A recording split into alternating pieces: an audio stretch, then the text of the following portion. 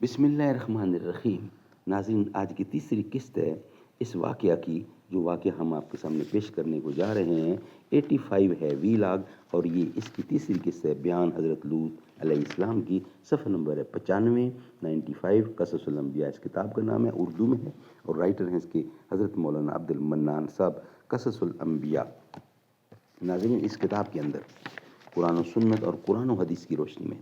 قصے اور واقعات بیان کیے جاتے ہیں، حضرت آدم علیہ السلام سے لے کر حضرت محمد رسول اللہ صلی اللہ علیہ وآلہ وسلم۔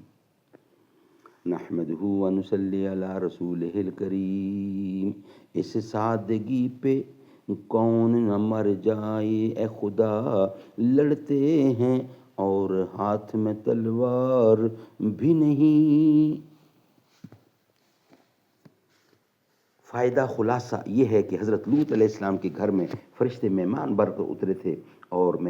کر اترے تھے، اور قوم ان نوجوانوں اور صاحب جمال مہمانوں کو دیکھ کر دوڑی ہوئی حضرت لوط علیہ السلام کے گھر آئی، اور حضرت لوط علیہ السلام نے ان مہمانوں کی عزت و آبرو بچانے کے لیے اپنی بیٹیوں کا نکاح کر دینا اپنی قوم کے ساتھ قبول کر لیا، لیکن قوم نے اس پر بھی نہ مانا، اور اس وقت شریعت میں زن مومنہ کو کافر سے بیاہ دینا منع نہ تھا۔ بس اس پر بھی اس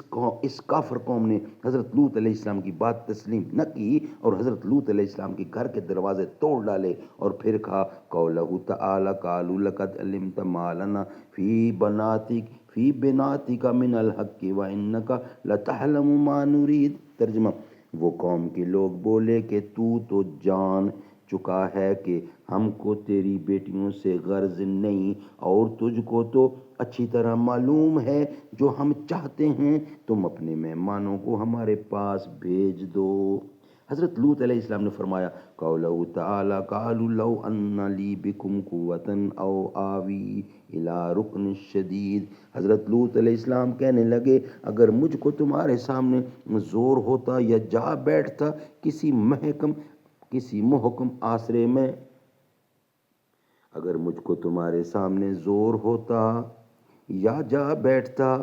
کسی محکم آسرے میں، یعنی اے قوم مجھے قوت ہوتی تو تمہارے ساتھ لڑتا، لیکن میں نے صبر کیا اور پناہ چاہی خدا کی تمہارے شر سے۔ میرے مہمانوں کو خدا محفوظ رکھے، اور فرشتوں کو خدا کی طرف سے یہی حکم تھا کہ جب تک لوط تمہارے پاس اس قوم بدکاری کی شکایتیں 3 دفعہ نہ لاویں، اس وقت تک ہرگز اس قوم سے برائی نہ کرنا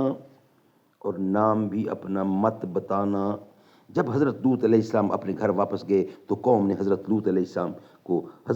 السلام کو زخمی کیا اور شدید رنج پہنچایا۔ پھر حضرت لوط علیہ السلام نے اپنے آئے ہوئے مہمانوں سے کہا کہ میں اپنے اندر اتنی قوت نہیں رکھتا کہ ان کا باقاعدہ مقابلہ کروں اور ان ملعونوں کے شر سے بچوں اور تم کو بھی بچاؤں اور اس ظالم قوم کو اپنے سے دفع کروں۔ حضرت لوط علیہ السلام نہایت آبدیدہ ہو کر اپنے مہمانوں سے یہ کہہ رہے تھے کہ پھر اسی قوم کے لوگوں نے آ کر حضرت لوط علیہ السلام پر بے ادبی سے ہاتھ چلایا، اور ناچار ہو کر حضرت لوط علیہ السلام ان مہمانوں کے پاس ناطاقتی کی صورت میں آئے۔ جب 3 مرتبہ حضرت لوط علیہ السلام نے اپنے مہمانوں سے اپنی قوم کی شکایتیں کیں اور پھر شدید آبدیدہ ہو گئے، یہ دیکھ کر مہمانوں نے کہا قولہ تعالی قالوا یا لوط انا رسل بک لن یصلوا الیک فاسر باہلک بقطع من اللیل ولا یلتفت منکم احدا الامرتک انہ مصیبہ ما اصابہم ان موعدہم الصبح۔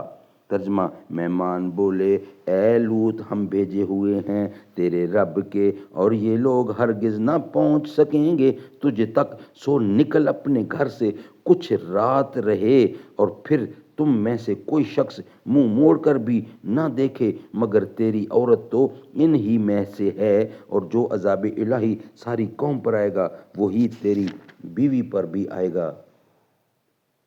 اور عذاب الہی کے آنے کا وقت اور وعدہ اللہ صبح ہے۔ پھر مہمانوں نے حضرت لوط علیہ السلام سے اچھی طرح ظاہر کر دیا کہ ہم لوگ سب اللہ تعالیٰ کے بھیجے ہوئے فرشتے ہیں، اور قوم لوط پر عذاب الہی لے کر آئے ہیں، اور ہم لوگ یہ بتا دینا چاہتے ہیں کہ آپ آج کی شب اس قوم سے بچ کر کسی محفوظ جگہ پر چلے جائیں جہاں اللہ تعالیٰ کا حکم ہو، کیونکہ آج شب کو صبح کے وقت اس قوم پر عذاب الہی آئے گا۔